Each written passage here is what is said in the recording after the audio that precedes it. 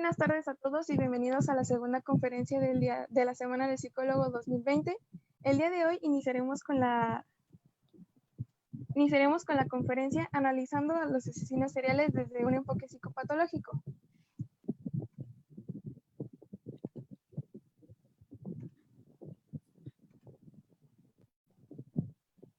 Nuestro ponente es el maestro Alfredo Ramírez Ríos. Tiene una maestría en psicoanálisis por la Universidad de Buenos Aires. Es docente en la Universidad de Guanajuato en la licenciatura de Psicología Clínica y Enfermería y Obstetricia. Es jefe de la Oficina de Orientación Educativa del CEBETI 198 en Celaya, Guanajuato. Es acompañante terapéutico en diversas instituciones de salud en Buenos Aires, Argentina, y es coautor en investigación Prostitución Juvenil Urbana en la ciudad de Celaya, Guanajuato. También ha sido ponente en diversas conferencias y talleres y psicoterapeuta particular. Si no es por el momento, les recordamos que todas nuestras transmisiones van a estar grabadas y pueden verlas en todo momento. Si tienen alguna duda o algún comentario, pueden dejarlo durante la transmisión y al final de la conferencia vamos a dar un breve momento para que para poder resolver todas sus dudas. Los dejamos con el maestro Alfredo. Hola a todos. Antes que nada, quiero yo reconocer el esfuerzo, la dedicación y sobre todo el compromiso de los integrantes de la Asociación de Estudiantes de Psicología Clínica para brindarles a ustedes, Colmena de Abejas, la posibilidad de conmemorar el Día del Psicólogo de la manera más afín al espíritu universitario, o sea, abriendo un canal para la transmisión del saber. En el contexto del Día del Psicólogo, quiero mandar un saludo muy especial a una persona que supongo que muchos de ustedes de aquí la conocen. No sé si esté conectado o no. Me refiero a Wendy Vázquez, de quien puedo decir que me introdujo en el campo de la psicopatología, y no tanto por haberme hecho estudiar el DSM-4. Ya sé que estoy un poquito viejito, pero eso nos pasa a todos. En realidad, puedo decir que lo hizo al acompañarla al IMSS. Recuerdo vívidamente los pacientes renales, los amputados por diabetes, los aislados por alguna infección viral. Recuerdo a todos ellos vivir, o más bien sobrevivir, en un estado de inmundicia que de humano tenía poco. Me recuerdo a mí mismo parado ahí, tratando de conversar con ellos, y recuerdo cómo podía notar algún dejo de satisfacción suya al final. Pero sobre todo, recuerdo el terrible estado de cansancio, de agotamiento con el que salía. Bueno, también quiero aprovechar para saludar a la maestra Ana María, para que no sea una aficionadilla de montón, dice ella. Bueno, vamos a comenzar. El tema que se me propuso para dar fue analizando asesinos seriales desde enfoque psicopatológico. Quienes me conocen saben que este título yo no lo propondría, y no porque le falte un artículo por ahí, sino porque este análisis del que se habla no recaería exclusivamente en los asesinos seriales. Habiendo dicho esto, tengo que decirles que se me dio la oportunidad de cambiar el título, pero decidí no hacerlo. La pregunta es, ¿por qué? ¿Por qué esta construcción hecha por los distinguidísimos miembros de la PSIC refleja no solo el interés suyo, sino el de todo un conglomerado? Si no me creen, abran Netflix y vean todas las series dedicadas al tema. Las cintas de Ted Bundy, En la mente criminal, Asesino confeso, Crímenes no resueltos, Soy un asesino, Genio del mal, Mindhunter. Aprovecho para decirles que esta última es una joya, y no precisamente por su rigor psicológico, pero es muy entretenida. Pues bueno, una persona no estadounidense, como ustedes, como yo, podrían pensar que todas estas series son producto del American Way of Life, pues todas fueron producidas en aquel país. Vamos a desmentirlo, ¿no? ¿Cómo lo vamos a hacer? Vamos a ampararnos en 3 hechos. El primero, hay series con la misma temática que son producidas en muchos otros países. Segundo hecho, en México hay un público que consume estas series, por algo están en la versión de la plataforma de nuestro país. Y tercero, y para mí más importante, México tiene sus propias expresiones de elaboración mediática sobre los asesinos seriales. Respecto de este tercer punto, los remito a ustedes a que vean el sinnúmero de entrevistas que se han hecho en nuestro país. Les voy a poner algunos ejemplos. A Raúl Ociel Marroquín, conocido como El Sádico o El Matageis. A José Luis Calva Cepeda, conocido como El Caníbal de Guerrero. A Juana Barraza Samperio, La Mataviejitas. A El Ponchis, un niño sicario de 14 años. Vean esa entrevista que le hacen al Ponchis, es genial. O a la célebre entrevista que le hizo Sean Penn al Chapo, que fue gestionada por Kate del Castillo, ¿no? Una figura sumamente conocida también de la farándula en nuestro país. Si lo pueden ir vislumbrando ya, mi participación en este pequeño espacio que se ha abierto no se reduce al análisis semiológico, nosográfico y nosológico de la psicopatología, que es justamente el enfoque al que se reduce el estudio de las enfermedades mentales en el programa de psicología clínica de la UG. Así es. Ni siquiera me propongo ampliar el corte, incluyendo a la etiología y a la patogenia. Fíjense bien, yo no pretendo afirmar si todos los asesinos seriales cumplen los criterios para ser diagnosticados como trastorno antisocial de la personalidad, o para responder incluso a la pregunta, ¿qué es aquello que motiva a los asesinos seriales? Bueno, si no es esto, pues ¿qué sí es, no? Mi esfuerzo se encamina a profundizar en dos aristas cuya coyuntura pretendo obviar al final de esta charla en la que estoy participando. La primera arista, fíjense bien, ¿por qué una conducta tan atroz como el asesinato a sangre fría no solo suscita el terror de la población, sino también una ávida curiosidad que la lleva a consumir productos televisivos donde se rememora dicha conducta? ¿No? Es como algo paradójico, ¿no? La segunda arista, ¿por qué dentro de ese público nos encontramos nosotros los psicólogos? Díganme si aquí entre ustedes no hay alguno que haya visto esas series, ¿no? Quisiera arrancar por este último punto y para hacerlo voy a plantear una pregunta más. ¿De qué forma la conducta sociopática se constituyó como un objeto de estudio para la psicología? A lo mejor para nosotros eso nos resulta obvio. No es obvio, ¿no? Vamos a hacer un análisis de por qué este tipo de conductas son un objeto de estudio para nosotros. Antes de arrancar, les voy a adelantar que procuré planear esta intervención para que sea bastante cortita, ¿no? Las múltiples confesiones en redes sociales de mis estudiantes, donde dicen que se duermen en sus clases virtuales, incluyendo la mía, me convenció de hacerlo así. Y en serio, a mí me interesa encontrar algún alma lúcida entre ustedes que vislumbre los alcances de lo que aquí les voy a decir. Y si ha cortado tanto mi participación, es porque yo no quiero, de verdad que no quiero, que esto sea un monólogo. Yo lo que deseo es que me interpelen, que me cuestionen, que me critiquen lo que voy a decir. En fin, vamos a comenzar. Ahora sí vamos a comenzar de verdad.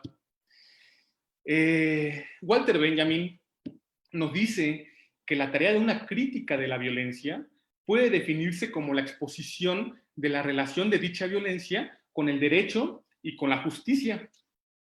Estas dos esferas se plantean como mutuamente incluyentes, como si todo derecho fuera justo o como si el único modo de acceder a la justicia fuera a través de los medios de los que provee el derecho.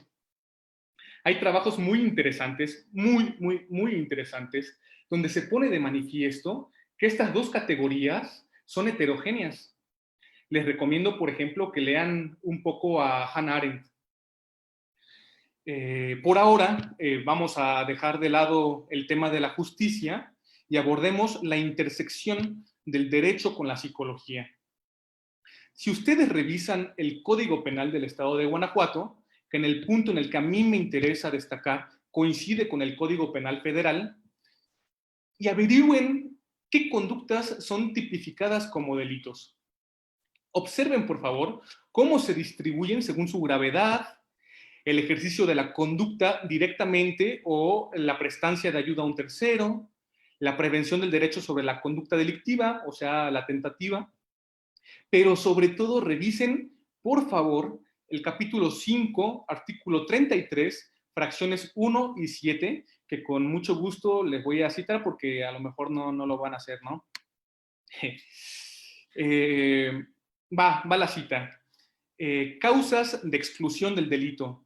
El delito se excluye cuando, dos puntos, esta conducta delictiva se realice sin la intervención de la voluntad de la gente. Subrayo aquí voluntad. Prosigo. Al momento de realizar el hecho típico y por causa de enfermedad mental perturbe gravemente su conciencia, de desarrollo psíquico incompleto o retardado, o de grave perturbación de la conciencia sin base patológica, el agente no tenga capacidad de comprender el carácter ilícito de aquel o de conducirse de acuerdo con esa comprensión. Les hago una pregunta. Bueno, antes de hacerles la pregunta, yo subrayé por ahí voluntad de la fracción 1 del artículo que les acabo de citar, de la fracción 7, creo que sería la 1 a la 7, les subrayo el tema de la conciencia. Esta es la pregunta que yo les voy a hacer. ¿Ven ustedes alguna conexión, alguna relación existente entre la voluntad y la conciencia? Son categorías conceptuales bastante conflictivas, ¿no? Bastante profundas, bastante filosóficas. Bueno, les pido por favor que me acompañen a ver un video y lo vamos a analizar. Vero, por favor.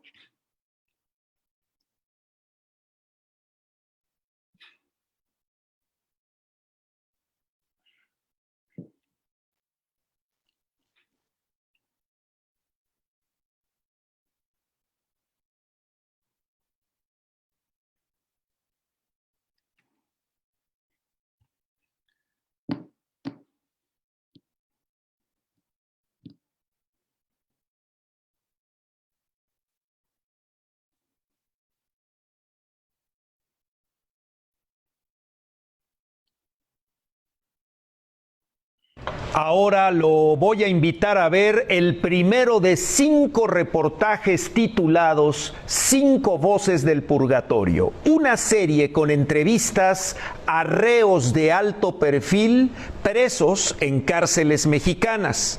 En esta primera entrega le presento el caso de Juan René Silva, este hombre que el 15 de mayo del año pasado entró a la Catedral Metropolitana de la Ciudad de México y agredió con un cuchillo a un sacerdote que en ese momento estaba celebrando misa en el altar mayor de la Catedral de la Ciudad de México. Usted puede ver esta serie de investigación en el noticiario de mi compañero Ciro Gómez Leiva a través de Imagen Noticias.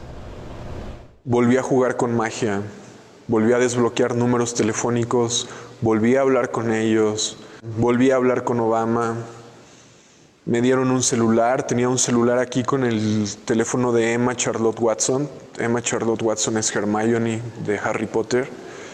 Tenía un celular aquí, tenía 90,000 pesos acá, tenía una 45 de este lado. Y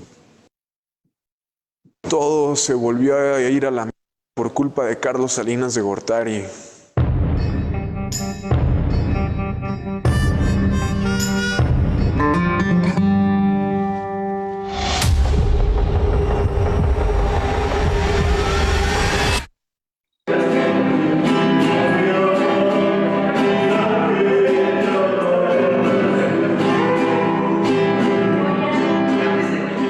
Le llaman locura a algo que son incapaces de comprender.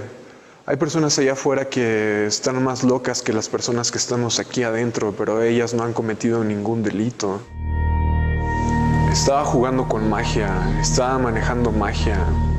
La magia existe, la magia es real. Aquí solo le llaman esquizofrenia o paranoia, pero existen. Yo la vi, yo la viví, yo la manipulé. Ver cosas que todavía no sucedían, desbloquear números telefónicos de personas,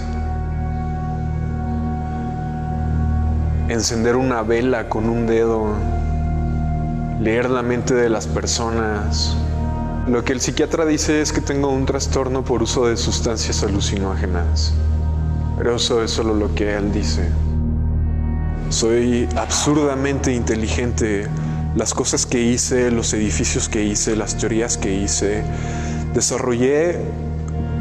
Seguía trabajando en eso, no lo terminé de desarrollar por todo lo que sucedió. Hay una partícula que se llaman los taquiones. Los taquiones es la energía de la vida. Es la segunda partícula más grande que existe.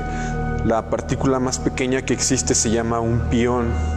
Bueno, son taquiones, gravitrones y piones, pero los taquiones viajan a más de 27 veces la velocidad de la luz. Entonces yo estaba trabajando en una teoría para acelerar partículas a más de 27 veces la velocidad de la luz y estaba trabajando en una máquina para acelerar esas partículas a más de 27 veces la velocidad de la luz. Pero, ¿por qué él? ¿Por qué un sacerdote? La gaviota le habló al Papa porque el Papa me iba a casar con Paulina. Entonces, la gaviota al principio le miente al Papa, le dice que yo soy el culpable de todo, cuando al Papa le dicen la verdad de que ellos empezaron, de que me están torturando, de que yo soy muy inteligente, de que quiero componer el mundo, de que todo lo que había hecho, bla, bla, bla, etc. Entonces el Papa me dice, ahora sí te quiero ayudar, y le digo, te voy a matar, y me dice, no me vas a alcanzar, y le digo, pero he de alcanzar a uno de tus... Entonces la gaviota se agarró de eso y lo puso a él. Solo sentía que mi BPM estaba a 120, mi corazón era como un zumbido, era como un...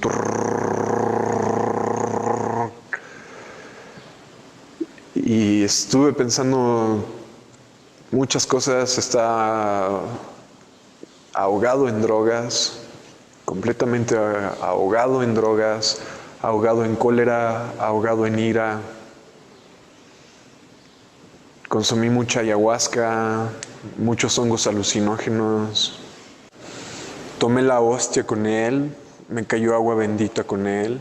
Algo dentro de mí me decía no lo hagas, algo dentro de mí me decía hazlo. Y no me importó, solo saqué la navaja y lo hice. ¿Cuántas veces? 3 veces. No pudo huir, cayó desplomado. Quítenmelo de encima, fue lo único que dijo.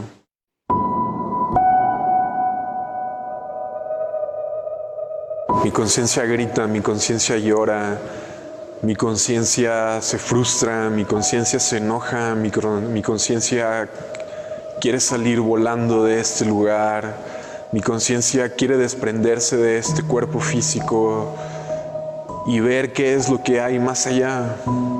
Si la sociedad lo que quiere y lo que está haciendo son robots para que no tengan capacidades para crecer y subir socioculturalmente, y una persona con los rasgos característicos de la esquizofrenia, ¿qué es lo que hace? Es un innovador, es un visionario, es un soñador. ¿Te recuerdas feliz? Surfeando, es como si volara sobre las olas. Es como si el mar estuviera vivo, como si fuera una masa viviente líquida.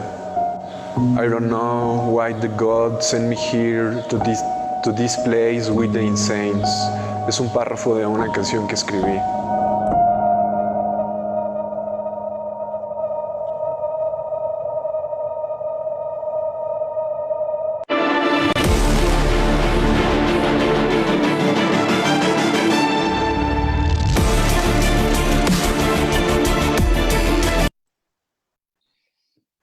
Bastante heavy, ¿no?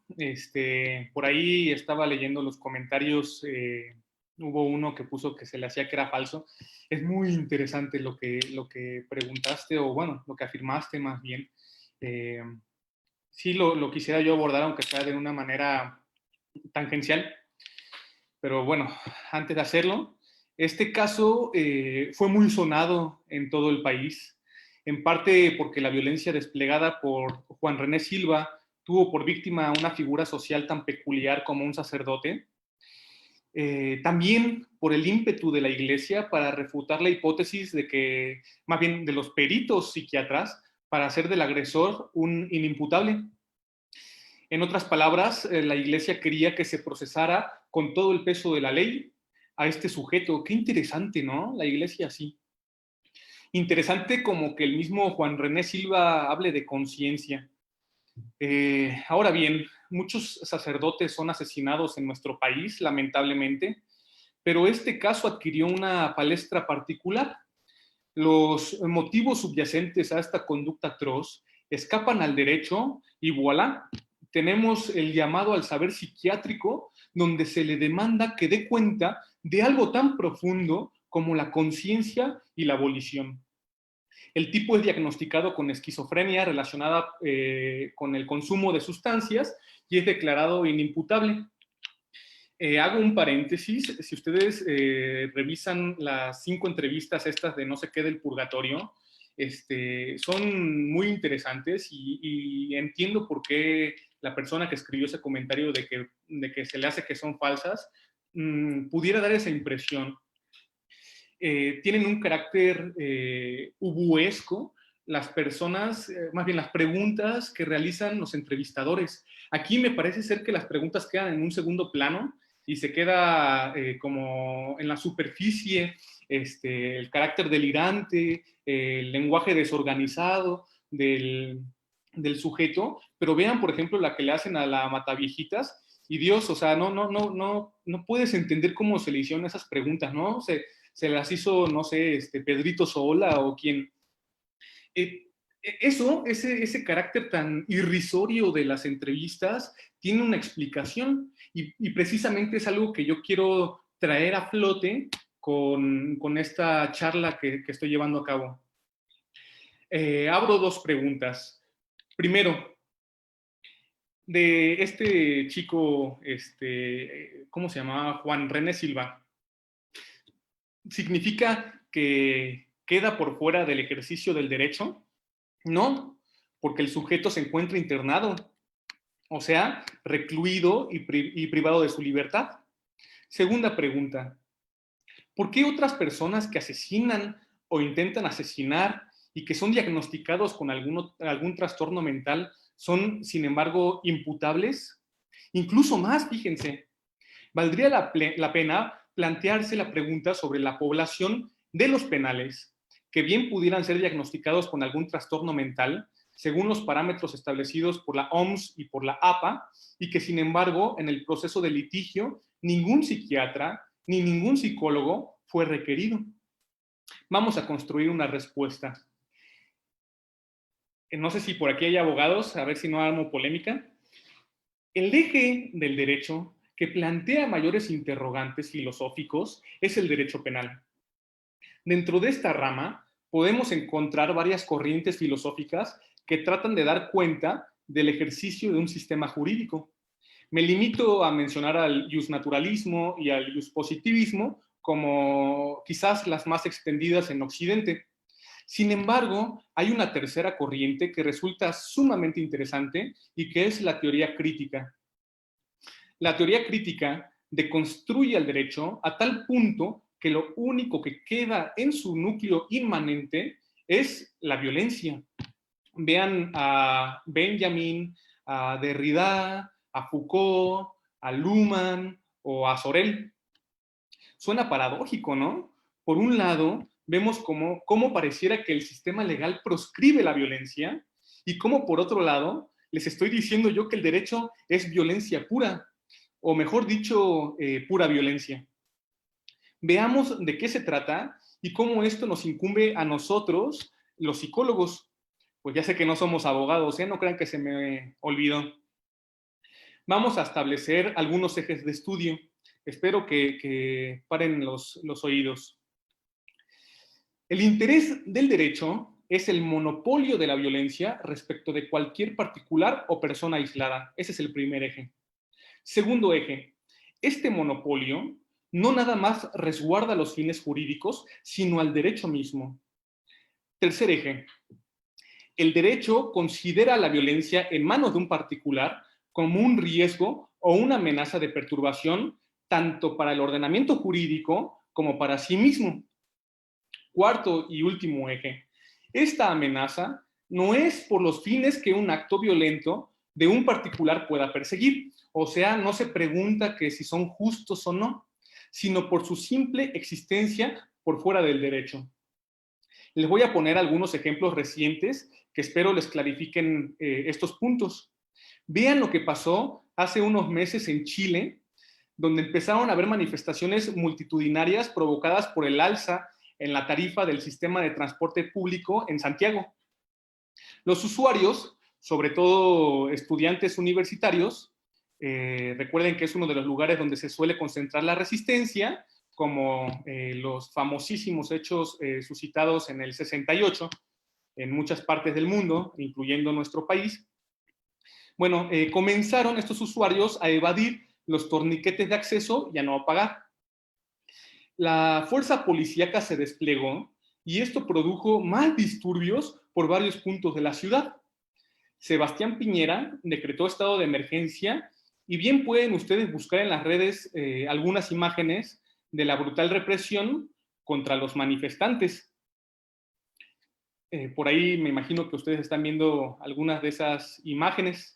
Algo similar pasó en Francia por las políticas de Emmanuel Macron, un presidente que antes de todo este suceso de los chalecos, eso fue el nombre del color, si eran amarillos o verdes, no sé, saliera uno de los presidentes como más progresistas, o por lo menos con esa imagen, ¿no? Más populares incluso en todo el mundo.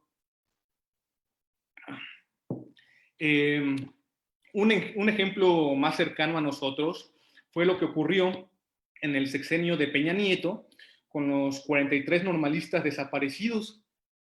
Esta noticia sucumbió a todo el mundo, no nada más por la cantidad de personas asesinadas, 43 pues no son poquitos, sino porque se determinó la participación misma del Estado mexicano, y más allá, en sus más altas esferas.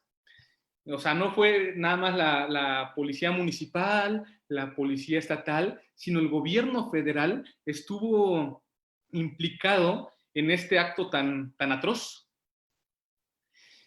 Bueno, vamos atando algunos cabos.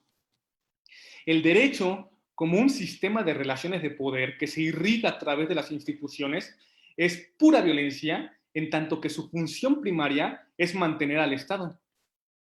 La violencia ejercida por los particulares es una amenaza al derecho mismo, por lo que éste crea todo un sistema complejo de mecanismos para procesar, para digerir, para asimilar la resistencia inmanente de los particulares. Aquí encontramos nuestra perla. La idea principal de este trabajo es hacerles notar a ustedes que la psiquiatría y la psicología son parte de este mecanismo.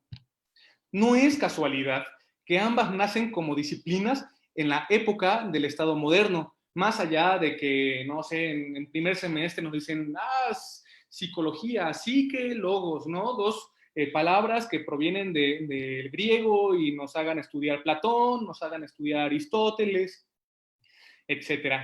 Nacen en la época del Estado moderno. Un análisis profundo puede mostrar que el tratamiento de las conductas toma a la psicopatología, es decir, a la enfermedad mental, como un revestimiento, algo muchísimo más profundo, que es la normalidad. No es al revés, como podríamos pensar. La normalidad es lo que está en el núcleo, la enfermedad es el revestimiento. Esta no se reduce exclusivamente a un valor estadístico, como es la anomalía, sino aquello que en su calidad de externo a la norma jurídica, es una amenaza al Estado de Derecho.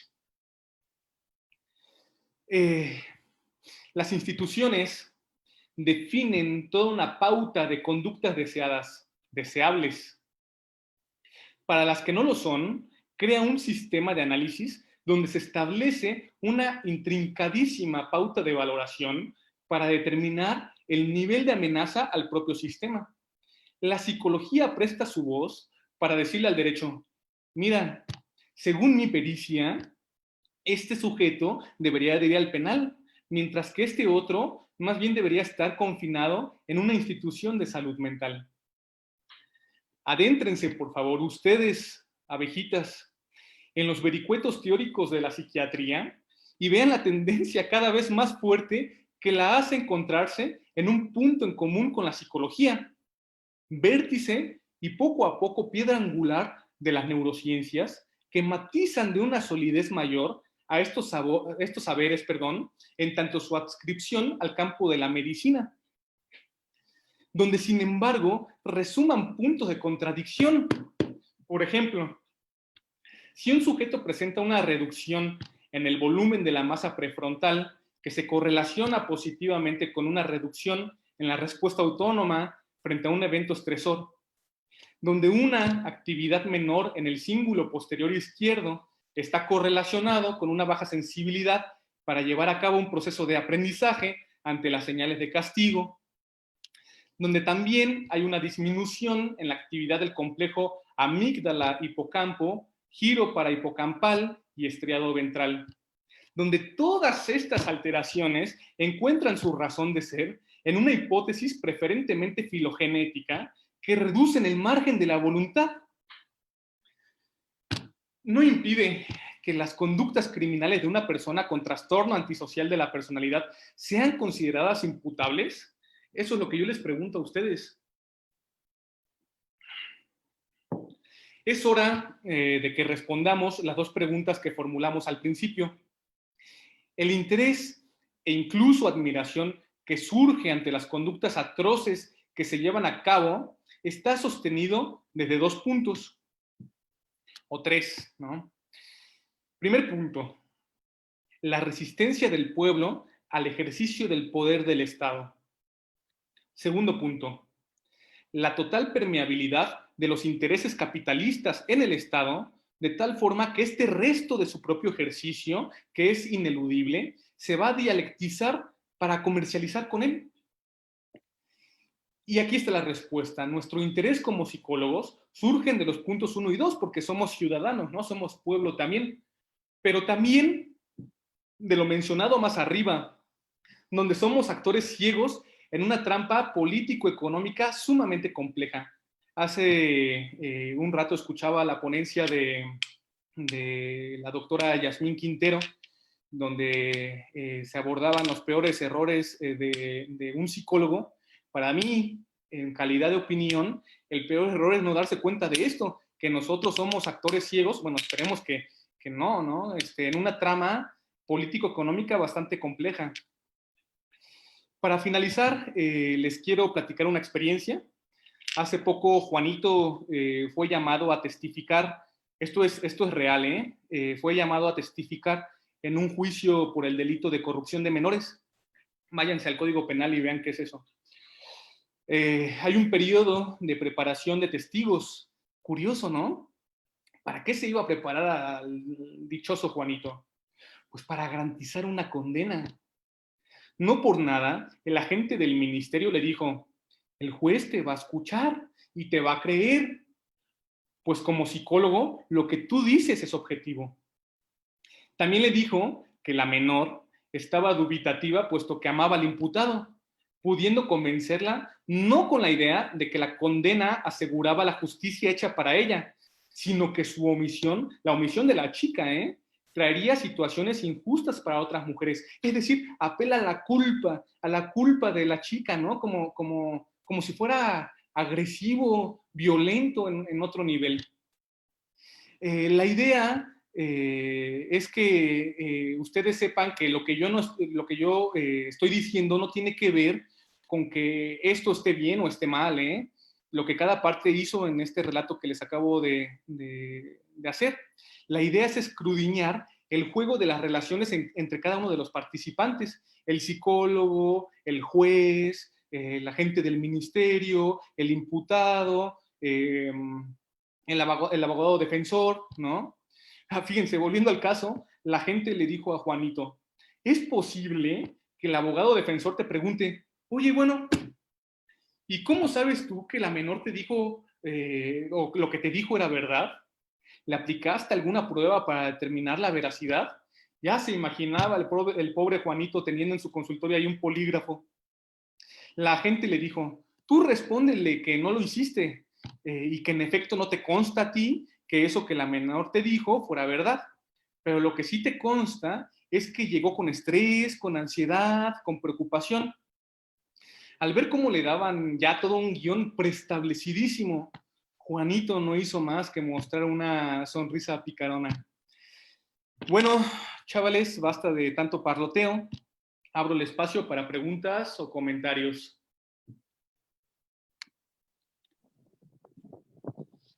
Muchas gracias, maestro Alfredo. Nuestra primera pregunta es de Alex Bravo. La soledad, el aislamiento, ¿para usted es un común denominador de los asesinos seriales y o denominados locos por la sociedad en general? Sí, claro que sí, por supuesto. No nada más de estos tipos que suelen llevar a cabo estas conductas, pero sí, los asesinos seriales entran dentro de la categoría de los llamados anormales y junto con todas estas personas, en tanto anormales, son excluidos, pero es interesante hacer un análisis más profundo porque además de la exclusión, pareciera que hay una especie de respuesta paradojal de todo el sistema social, donde por un lado se los excluye, pero por otro lado está metidísimo en el imaginario social, ¿no? Por eso les decía de las series de televisión, de las entrevistas, de las pláticas del bar, no sé, se habla de ellos, se habla, se los incluye al mismo tiempo que se los excluye. Yamel Quijano, ¿cuál es la diferencia entre psicópata y sociópata? ¿Por qué se clasifican así? Porque es una tradición, pues incluso bastante equivocada. El psicópata, eso lo dice Wendy, y lo dice muy bien, es un concepto mal utilizado para referirse al sociópata. El psicópata son las personas que cuadran con algún diagnóstico del DSM-5, por ejemplo, que tienen alguna psicopatía. TOC, por ejemplo, es una psicopatía y por lo tanto está mal, pero es más cercano decir que es un psicópata, ¿no? Un sociópata más bien sería aquella persona que atenta contra el bienestar social mediante esas conductas tan atroces. Omar Herrera, ¿no se vuelven estas personas un fenómeno mediático para saciar el sentimiento de que nosotros no podríamos ser capaces de hacer lo que ellos hacen y por lo tanto perdonar nuestras conductas más oscuras? Ay, yo no sé, Omar, cuáles sean tus conductas más oscuras. A ver, cuenta un poquito. Lo que sí, espero no me las quiero imaginar. Pero hay teóricos muy interesantes, por ahí de los que les mencioné, llegan a trabajar esto también, que hay como una especie de intuición del Estado, de todo el aparato del sistema, para poder ejercer la pena sobre el sociópata, ¿no? ¿Por qué? Porque sí es como si llegara un mensaje, ¿no? A las otras personas de que esto no se puede hacer, porque si lo haces, mira, esto es lo que pasa, ¿no? De hecho, cuando Juanito estaba en el Ministerio Público, la gente del ministerio le dice, no, ¿sabes qué? O sea, le platica que le dice a la chica, es que también si tú no lo haces, o sea, van a estar las otras chiquillas, ¿no? ¿Por qué? Porque si tú sigues con esto, a él le va a quedar el castigo y ya no lo va a volver a hacer, pero también queda como una especie de ejemplo para todos los demás, ¿no? Para que no hagan eso. La cuestión es que es un fracaso. Aquí yo no lo voy a desarrollar ahorita, pero les abro la pregunta, ¿no? ¿Por qué, más allá de que se castiga, porque sí se castiga, no todo, ¿no? Pero se castiga, sigue sucediendo, ¿no? ¿Por qué sale y vuelve a delinquir? Eso es algo paradójico también. ¿Que los maten? No, ¿no? Siguiente. Stephanie Banda, si un asesino serial es diagnosticado con un trastorno de la personalidad antisocial, ¿se le puede juzgar de manera normal? Sí, generalmente las personas que tienen trastorno antisocial de la personalidad son imputables, entonces van a prisión, no van al centro de, no sé, se me fue el nombre, al psiquiátrico. Isa Ledesma, ¿la mayoría de los asesinos seriales durante su niñez y juventud tuvieron necesariamente conductas antisociales? Por definición, según el DSM-5, sí. Al trastorno antisocial de la personalidad le tuvo que haber preexistido un trastorno de la conducta. Por aquí, o sea, yo sé que es un tema bastante interesante y ya no fue el enfoque que yo le quise dar a esta plática, pero valdría la pena, ¿no? O sea, ¿y qué onda? Como lo que pasa en Mindhunter, ¿no? ¿Qué onda con estos chavos, con su infancia? ¿Qué los lleva a comportarse así? Pero sí, la respuesta es sí. Infancia, adolescencia, empiezan con las conductas delictivas. Alma Yulben Cisneros. Opinión personal sobre el debate de si los asesinos seriales se hacen o se nacen. Se hacen, se hacen. Yo no niego toda este descubrimiento que se ha hecho a través de las técnicas de neuroimagen para poder encontrar todo lo que les dije del sistema nervioso central, pero la relación entre esa situación y las conductas no está todavía muy clara, ¿no? Es decir, habría que a lo mejor agarrar a un bebito, meterlo en una familia, a un bebito recién nacido, ¿no? Meterlo en una familia totalmente sana, por así decirlo, y no nada más que él desarrolle el trastorno antisocial de la personalidad, porque creo que eso se ha hecho, ¿no? De hijos, de padres, de familia, gemelos monocigotos, ¿no? Sino en ese momento aplicarle técnicas anatomopatoclínicas y ver si se corroboran desde un principio estas cuestiones en el sistema nervioso. Para mí se hace, ¿no? Hay que ver por qué. Si es una cuestión primaria como en la familia en su relación con el Estado, no sé, es complejo. Stephanie Banda. ¿Considera que se ha llegado a romantizar a los asesinos seriales? Es buena pregunta, Lupita.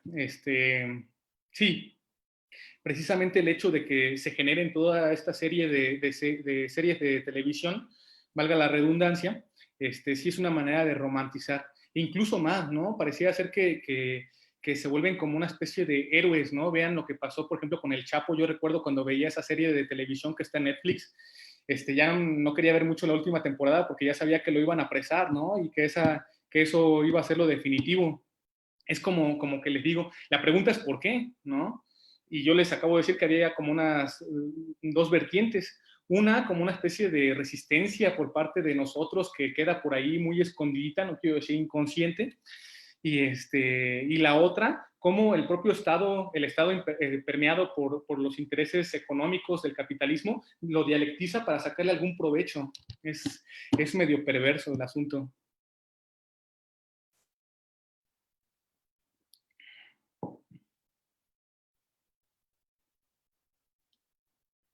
¿Algo más, Vero?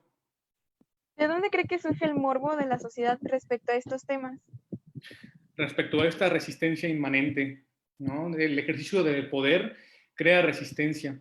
Una cosa que no dije, porque no soy abogado ni filósofo del derecho, es que la violencia definida como el derecho definido como pura violencia, que crea resistencia de los particulares, de otros grupos sociales, y cuando esa violencia, por ejemplo, se llega a instalar y a derrocar al derecho, vuelve a instalar el derecho mismo. Otro derecho, por supuesto, pero el derecho que en algún momento queda también en su núcleo inmanente de violencia. Es como un círculo vicioso. Por eso, cuando pasó el mayo del 68, no aquí en México, pero sí en Francia, hubo personas muy, muy, muy, muy inteligentes que fueron cuestionadísimas por el ámbito universitario.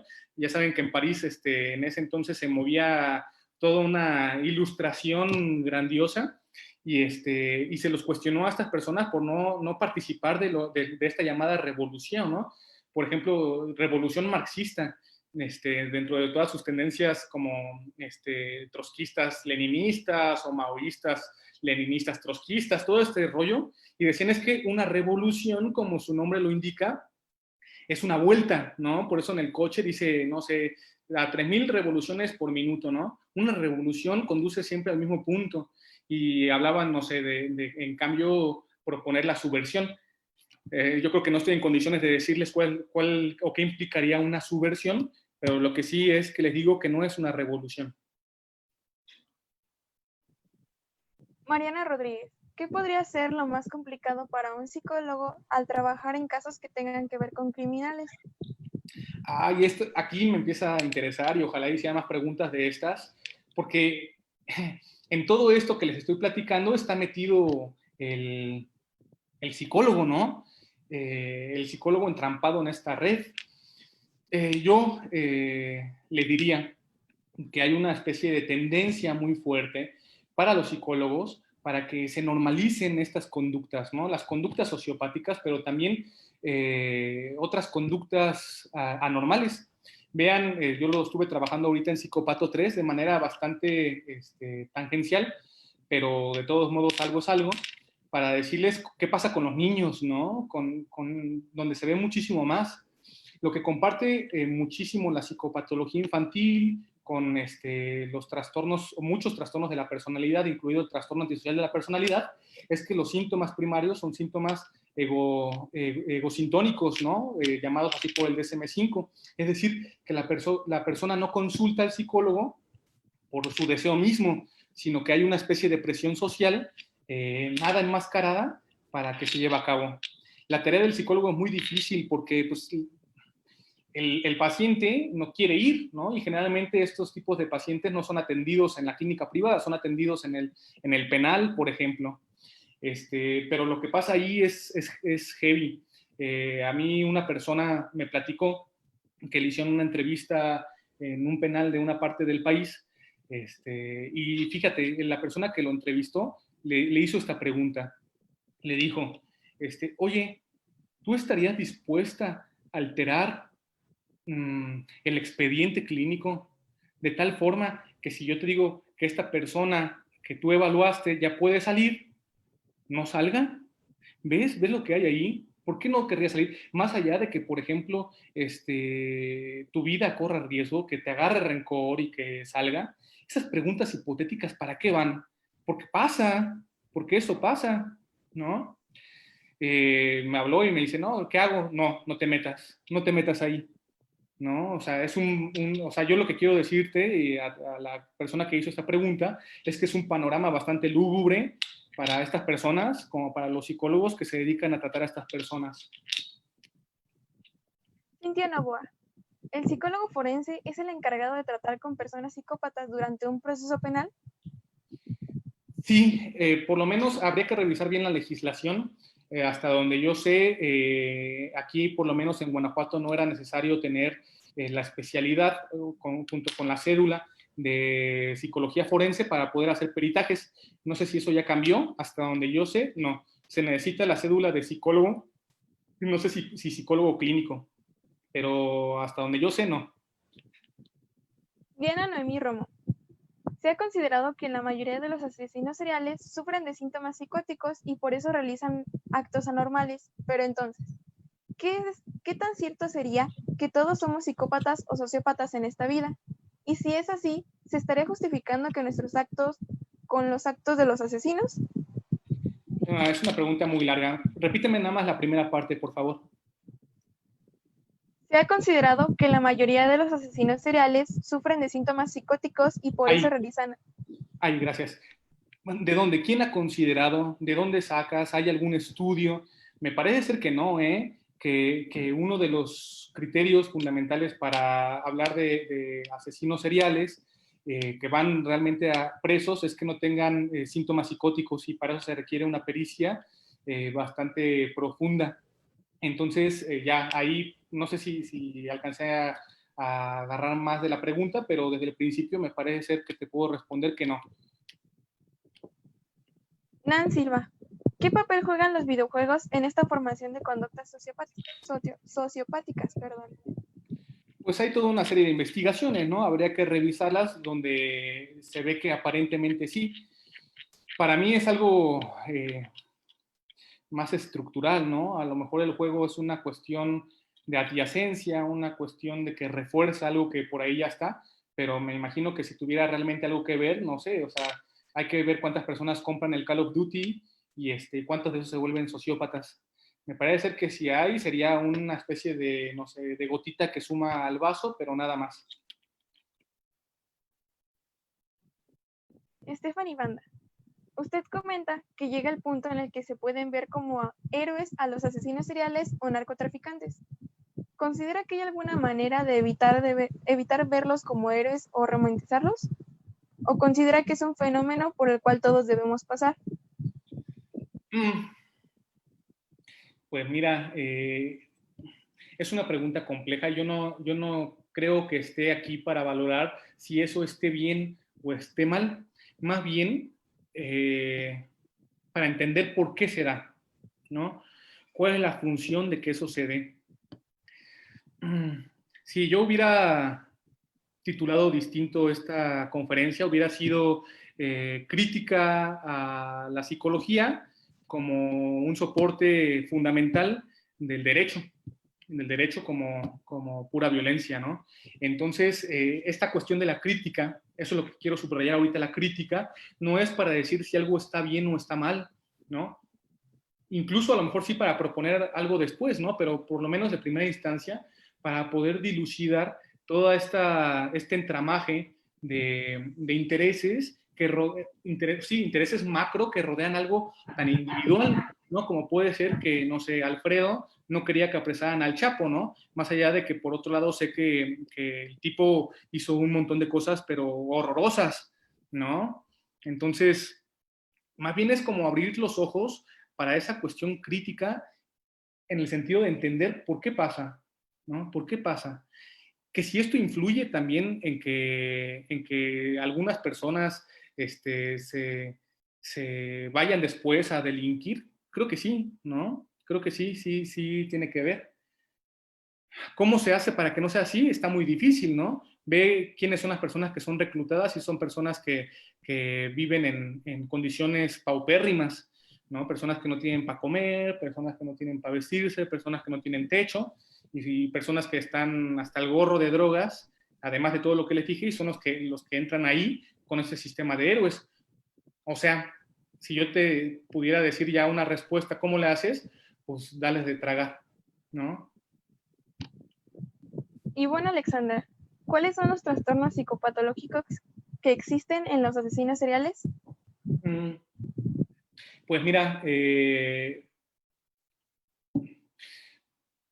es una respuesta también que a lo mejor tienen que tomar con muchas pincitas, pero quizás el trastorno antisocial de la personalidad, comórbido con algún trastorno de uso de sustancias, ¿no? Sea por consumo, primordialmente.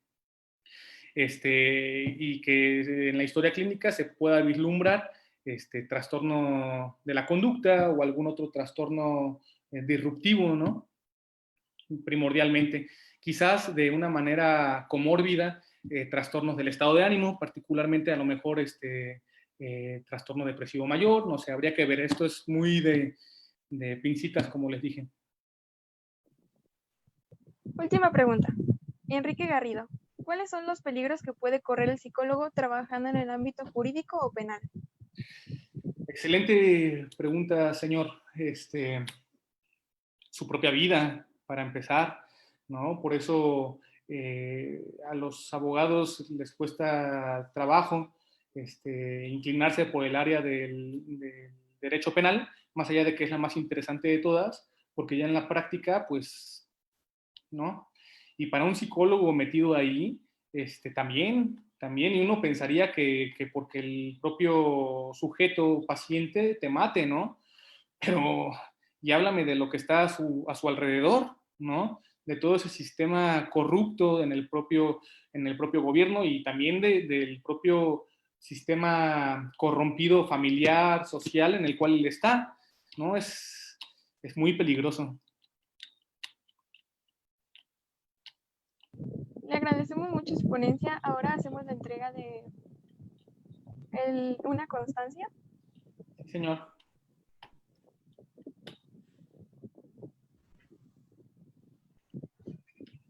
La Asociación de Estudiantes de Psicología Clínica otorga la presente constancia a Alfredo Ramírez Ríos por su destacada participación impartiendo la ponencia titulada Analizando asesinos seriales desde un enfoque psicopatológico en la Semana del Psicólogo Virtual de la EPSIC llevada a cabo del 18 al 22 de mayo.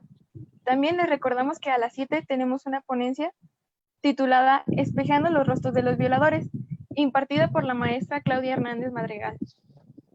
Gracias, espero que les haya gustado. Un abrazo a todos. Muchas gracias.